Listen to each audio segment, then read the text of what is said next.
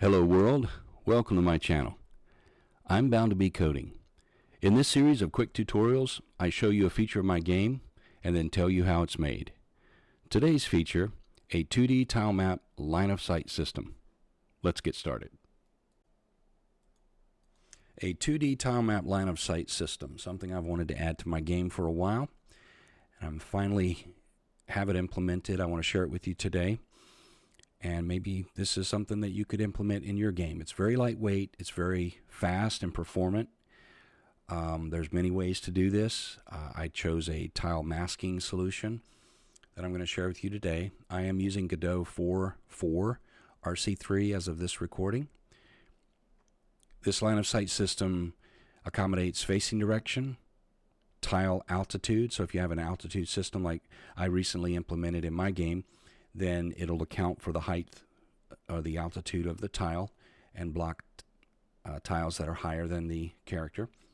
It also has, of course, obstacle detection. The whole purpose of line of sight is to block the view of tiles around the character.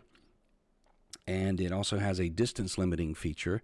So if I wanted to, for example, implement some kind of an awareness skill to my character, then I could use this distance limiting feature to implement that. What it does is it only samples tiles out to a certain distance from the character, and the other tiles are always blocked from view.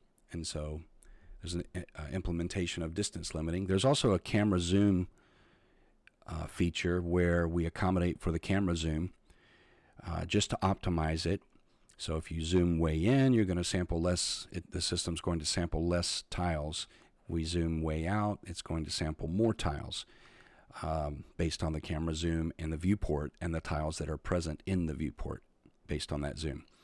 There's also a gradient field of view option, which is essentially the further away from the character the tile is, the more opaque the tile masking is.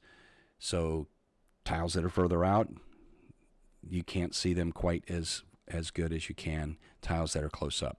Then there's a player awareness zone, which think of that as like free visible tiles around the character, and we have a setting that allows that to step out as many tiles from the character as you want.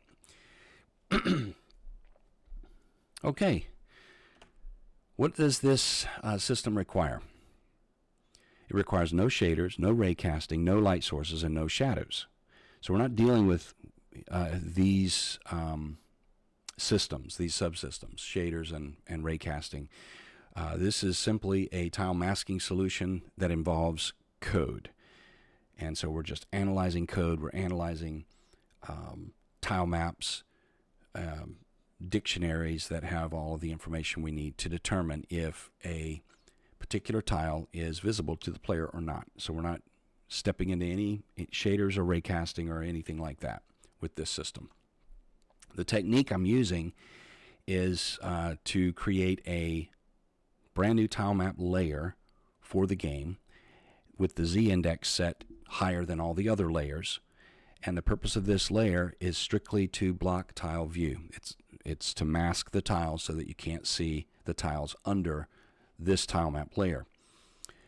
I have implemented a gradient sprite sheet to work with this tile map layer, but it could be done with just a single sprite. If you don't want to use a gradient sprite sheet, you could get by with just one sprite. And there's a half a dozen methods that I've written in C# that pulls all of this together. I am using the Bresenham Line Algorithm. There's a link in the description of this video. It's down below here, where we're checking line of sight between the player's character and the surrounding tiles, and that forms a line that we can then check line of sight for. So I'm using that technique. Okay, so let's, before we look at the code, let me demonstrate all the features that I have presented here in this short slide presentation, and then we'll look at some code. All right, here we are in my game. I have the game embedded in Godot in the editor so that I can get my hands on some flags that I've set up here, which allow me to turn on and off the features so that I can give you an idea of how each one operates independently. So I have the altitude system turned on, but I don't have any of the features implemented or activated. So you can see here that we're just walking around and really no line of sight features implemented. If I turn on, let's do directional first. So I'll turn on directional, and you can see how as I'm moving around and changing my direction that I'm seeing that the tiles behind the player, this is the direction of the player, this is the altitude of the player, that those tiles are getting hidden. I do have the free zone, the free visible distance here of 3 tiles set, and so I could dial that down to 2, and you'll see that it will now just set it for 2 tile radius. That's the whole purpose of that feature. So that's directional. Then we have, I'm going to turn that one off and turn on altitude. So as I said, this is my altitude indicator where the character is standing right now. The altitude is 16. I know that these stone are altitude 17, so that when I implement the change by changing the view, you can see that the player cannot see any of the tiles that are above the player. So this is respecting the altitude of each tile. And if I come over here and zoom in, come over here and actually step up, you can see that I can see tiles now that are below the altitude, and also the tiles that are at the same altitude as the character, which in this case is 17. All right, so that's what the altitude feature does. Let's turn on line of sight. See how that works. So here's line of sight, and as I move around the flora, certain flora are causing the line of sight to block tiles because I can't see behind them.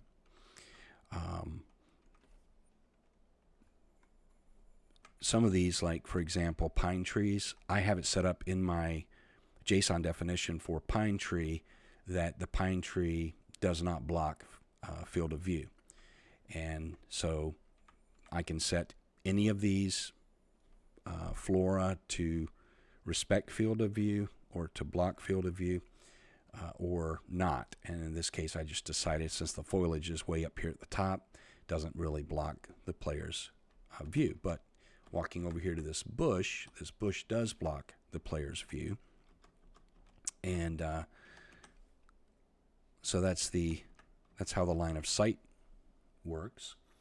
You'll notice that all of the tiles currently are completely black. The ones that have been the player cannot see, those are all pure black. And I'm going to walk over here to the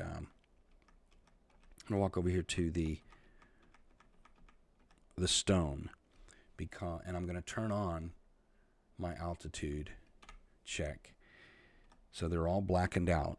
And I do this to be able to show you the gradient line of sight. So if I turn gradient on, you'll notice that tiles that are the closest to the player can see more of that tile than further out. So the further out it goes, the darker the tiles become.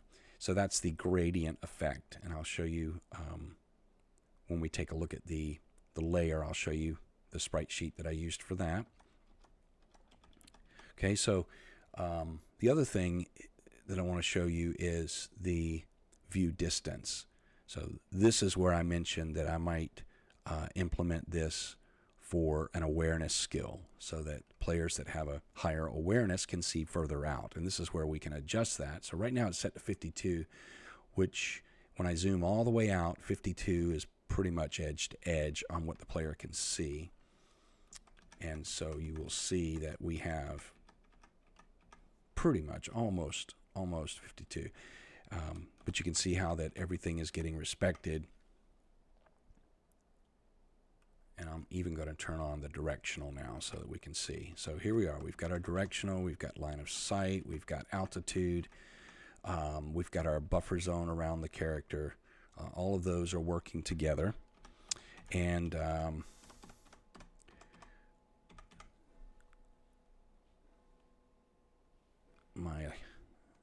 my clock is going. I apologize.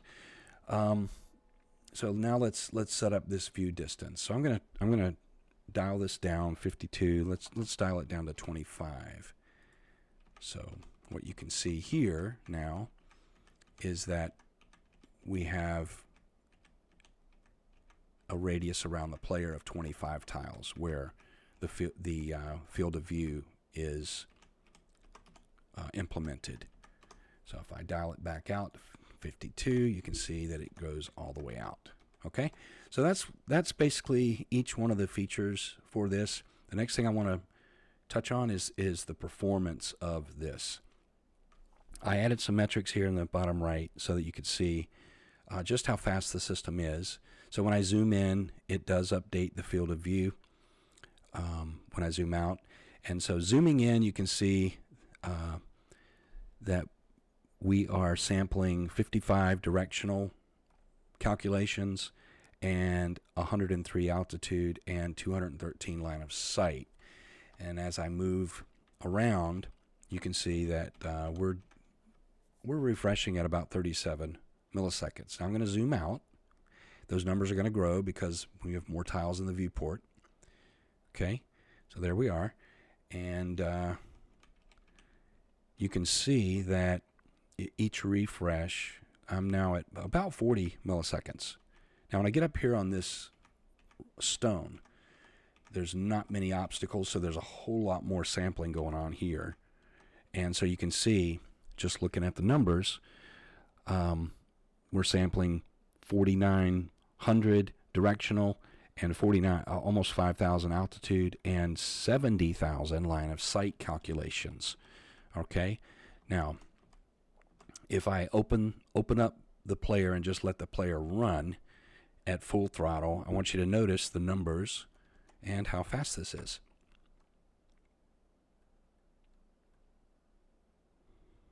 So you can see the system is pretty fast. We are sampling 80, 70, 80,000. If you look here as I make my way through the forest and down to stone and down to water, excuse me, there's a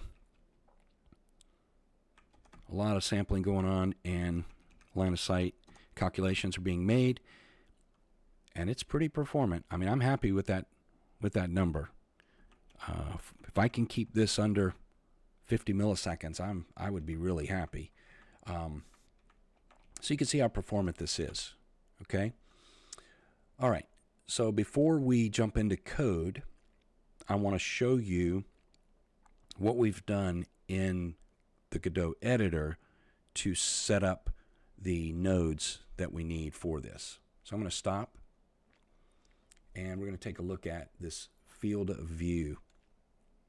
Now this is a tilemap layer in my tile world, and I've set the z-index of this one to be at 15. All the others are lower than 15, and the idea is that this field of view layer is going to be used to mask, to store all of the masking that is necessary for the line of sight system. Now this layer is very simple.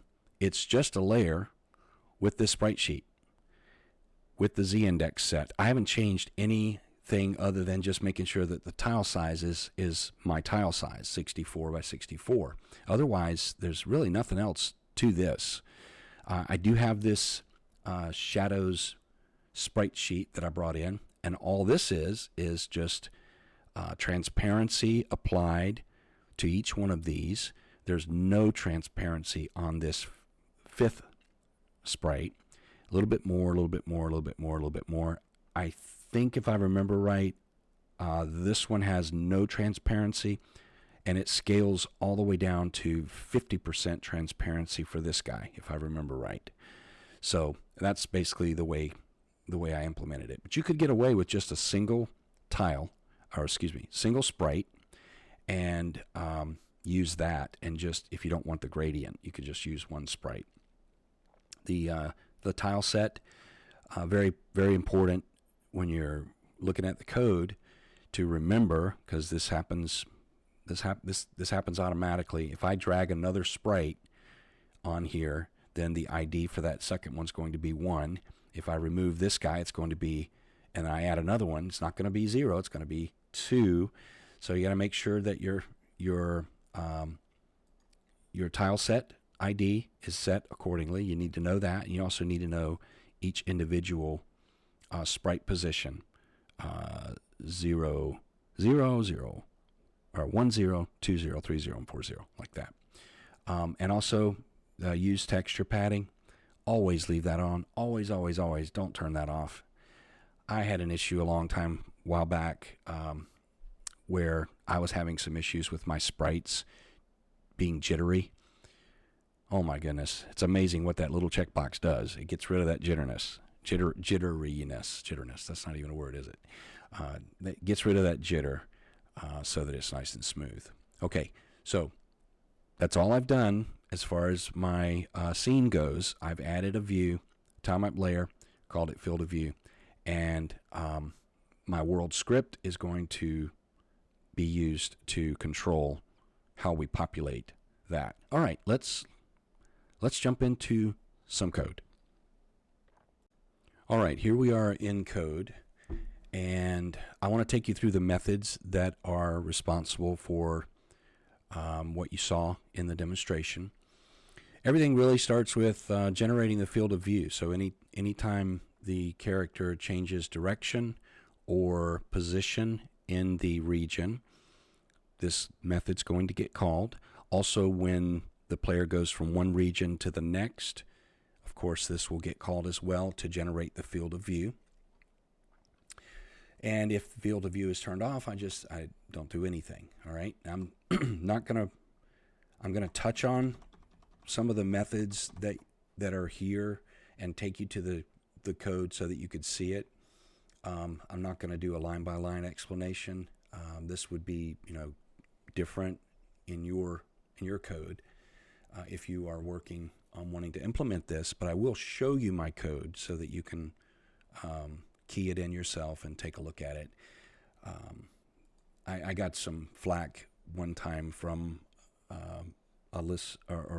viewer of the channel. He was pretty upset that I did not provide code sample that he could just get his hands on and copy and paste it into his project.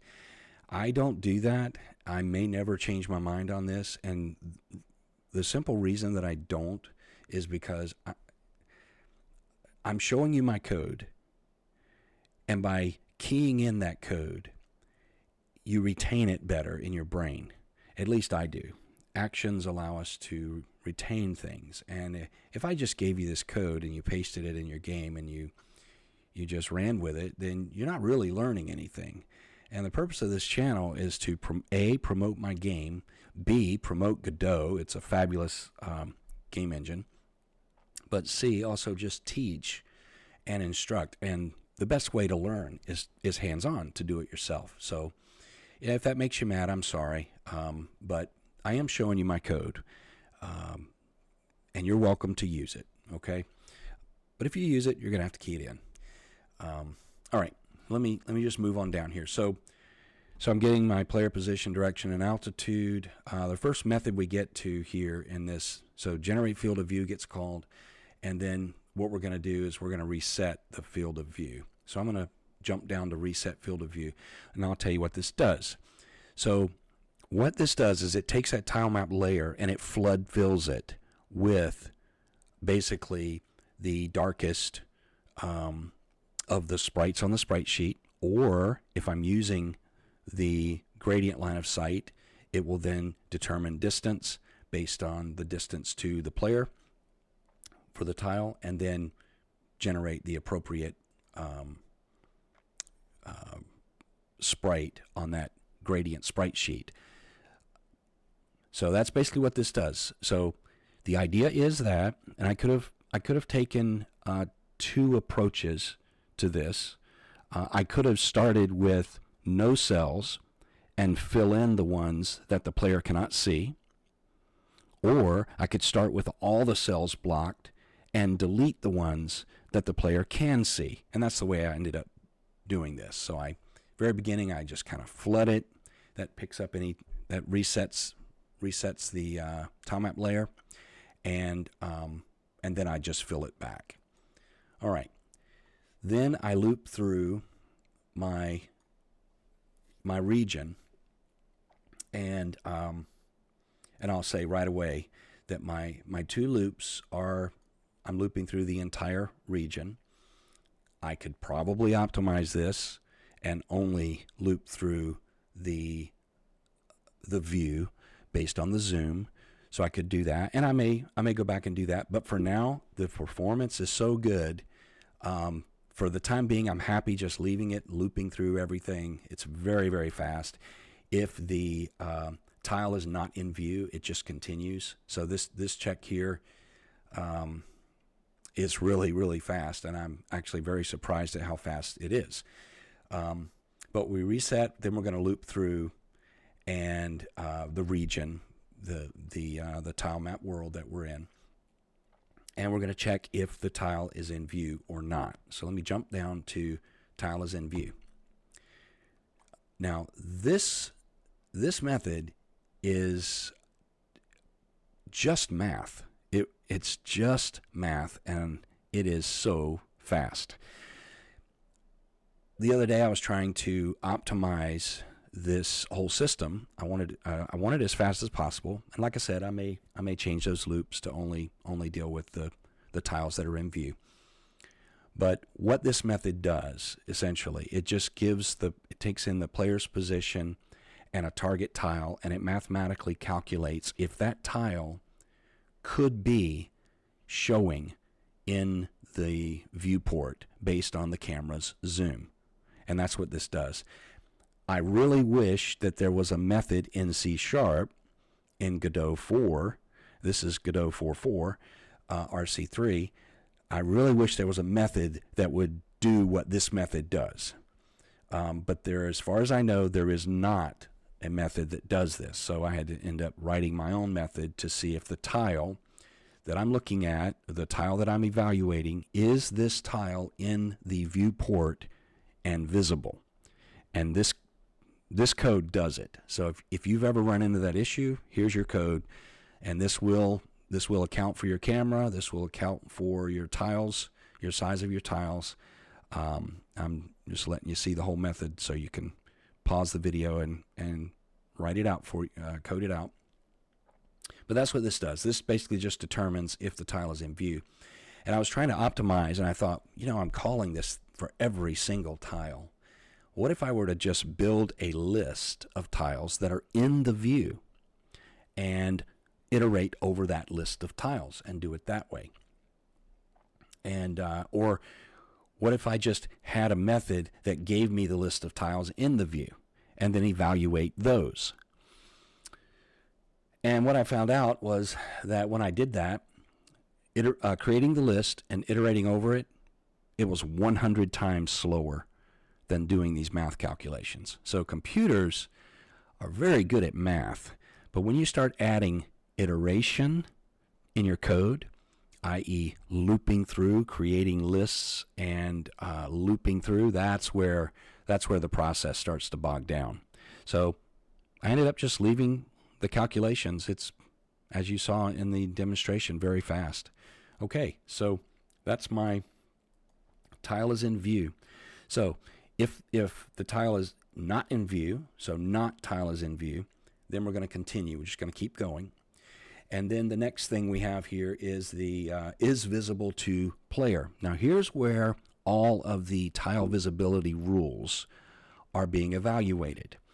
And if this returns back a true, then what I end up doing, remember, we start with a full blacked out tilemap layer. And as we loop through all of the tiles, if we have visibility, we're going to erase that cell from the view. And that gets rid of the mask exposes the tiles underneath. That's how we are implementing our line of sight. So the next thing here is the check tile visibility rules.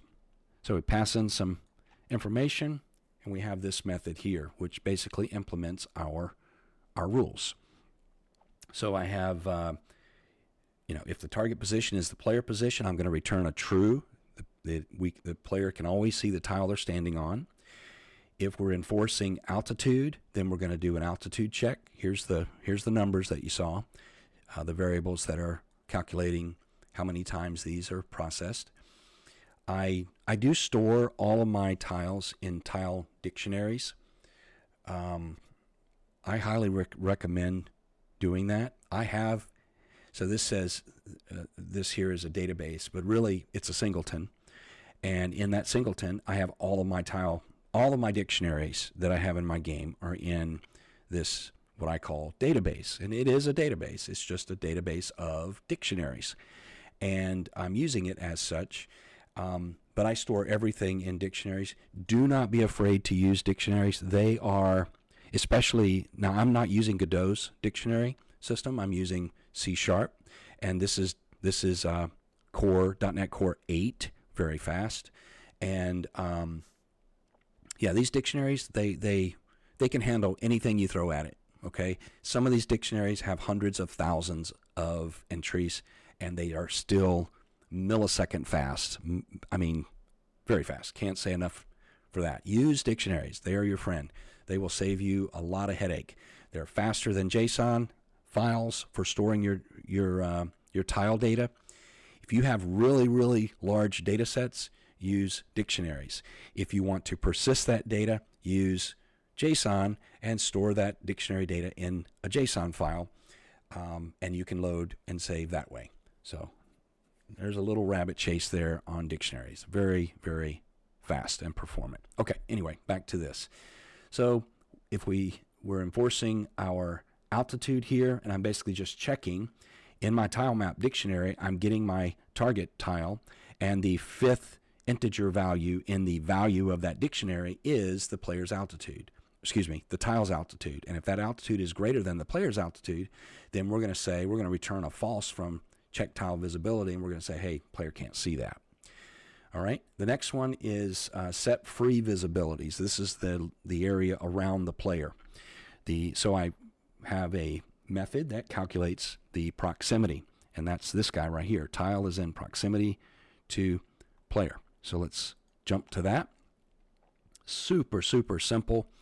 We're basically checking to see if the target tile is within a certain distance. We're passing in our distance. We're passing in the target tile, the player tile, and the distance, and we're returning back a calculation of true or false if it is within that distance. Okay? All right. The enforced directional field of view, a little bit more involved in directional.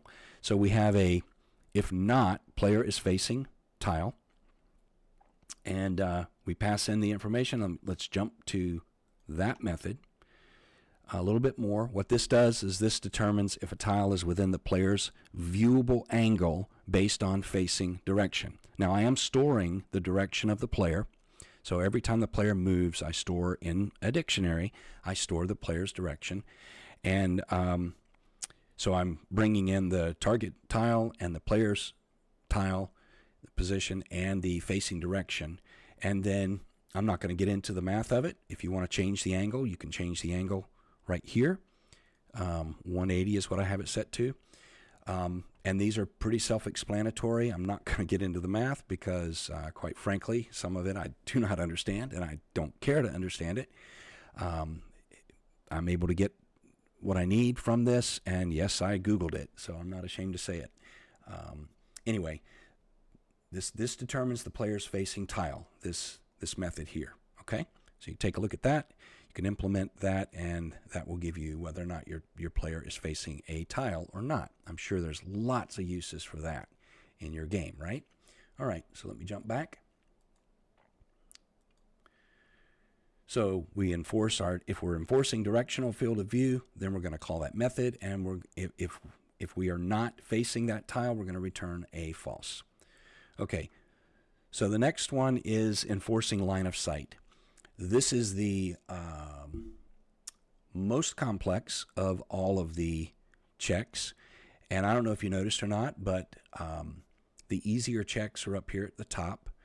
And as I'm working my way down, I'm not processing the rest of this if I find out that I've met a rule qualifying to make a tile visible or not.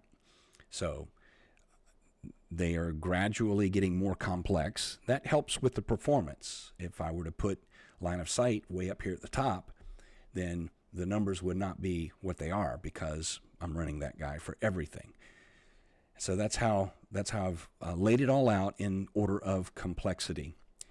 And if a particular setting could override another, I've also made sure that I've organized these in such a way that we get the benefit of that as well. All right, so line of sight. I have a method has line of sight. So if it does not have line of sight, I'm returning a false. Let's take a look at that method. All right, this is going to determine line of sight out to a given distance, okay? So this public variable here, set max viewing distance. If we are outside of that max, we're going to go ahead and return a false. That's how we're able to always block the tiles that are outside of the viewing diameter, if you will. And this is the one where I was talking about, having a setting for awareness. That's how we're calculating, or that's how we're accommodating for that awareness. Line of sight also needs to respect, in my game, altitude. So because of that, I've added some flags here for altitude.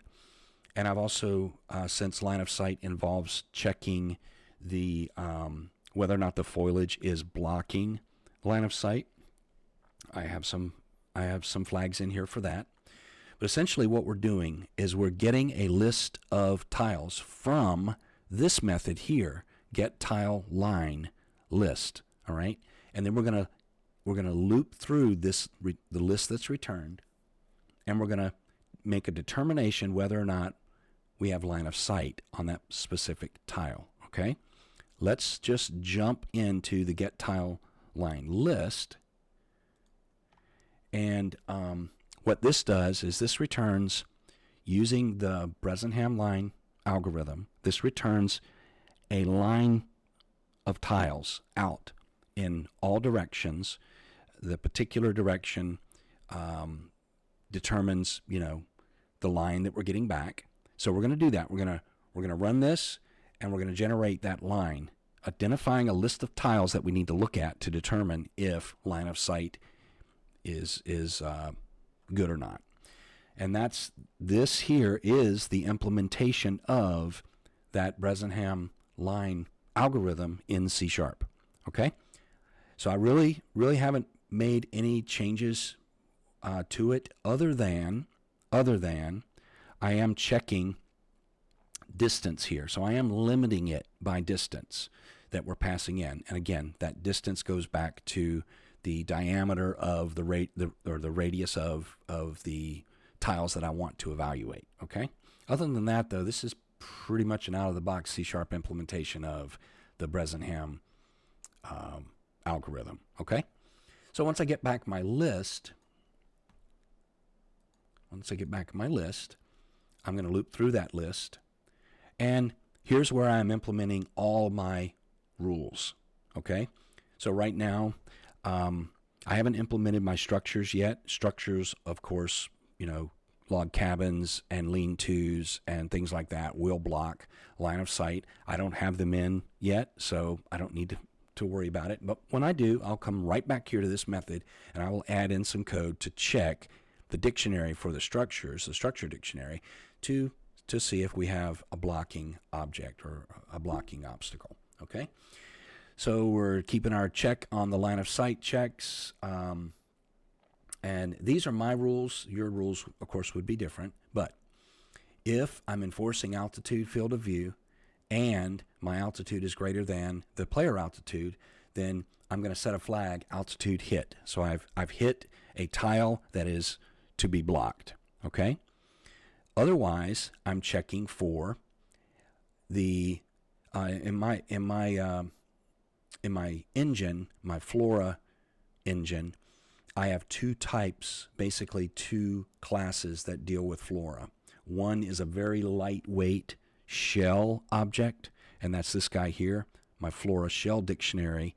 And then when the player walks up and clicks on the Flora, it converts that Flora shell into a Flora instance, which has many, many more properties to that class. All the little bits and pieces of Flora are things that I can do with that Flora are all in that dictionary. So this is just another optimization method that I implemented. So that's why we have two here. But basically, I'm checking to see if the tile, the target tile, is the contains a Flora object that is going to block view. And if it does, then I'm going to set this tree hit. Okay. And the next thing I'm going to do is so after I check for altitude and after I check for tree hit, I'm checking here if I have an altitude hit, then I'm going to return a false. If I have a tree hit, then there's something I'm going to do here that was important to me anyway. I wanted to be able to have so let's say a tile has a tree and that tree blocks view. Well, I still want to see the tree. Okay, I don't want the tree to be blocked. I just want the tiles behind the tree to be blocked. So what I did was I have a tree hit and I have a skip tree. And the skip tree gets set when I have a tree hit. And in the next iteration, I'll check for the skip tree and I'll return a false that is blocked. So I hope you see that here. So we have, forget about altitude for a second. So if we have a tree on a tile, we're going to set tree hit. And I also have another check in here that the tree hit not be the player position. Okay. So I don't want to block the player position, and I don't want to use the tree the player is standing on or next to as part of this. So tree hit is going to get set to true when the player position is not equal to the tile in our loop. And so we do have a tree. We've checked our dictionary and we do have a tree, and that tree does block the view. And so I'm going to set the tree hit if it's not the player's position. Okay. So then we get down here to the skip tree, and now skip tree is going to get evaluated, and it's currently set, in the first loop, it would be set to false. Tree hit is going to set skip tree to true so that the next iteration after that tree, skip tree is going to back out. So I hope you see that, if that makes sense. All right. So that's going to check our line of sight. And if we have line of sight, then we're good. And if not, we're going to block. Okay? So we come back here, and in our enforced line of sight, we call the method, we turn. And then, of course, if none of our rules block the tile, then we're going to return a true. Hey, we're going to check tile visibility and leave that tile or erase that so that it is visible. Okay, so I'll jump back here. So we're back now to the original generate field of view. And if we get a true coming back, then we're going to erase the cell, and that's going to allow the other tiles, the tilemap layers below this layer, this masking layer, to be visible. That's pretty much the whole system. And I'm just returning some information back to the game interface and to my logging system. Yeah, that's it. That's all there is to it.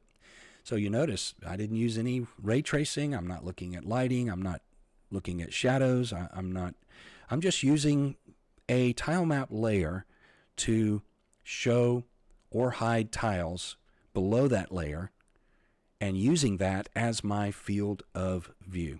What did you think? Do you like the system? Do you hate the system? Is any of it confusing, or you want any more information about it, please just drop me a note in the comments. If you enjoyed this video, if you'd like to see more content like this, then please like and subscribe.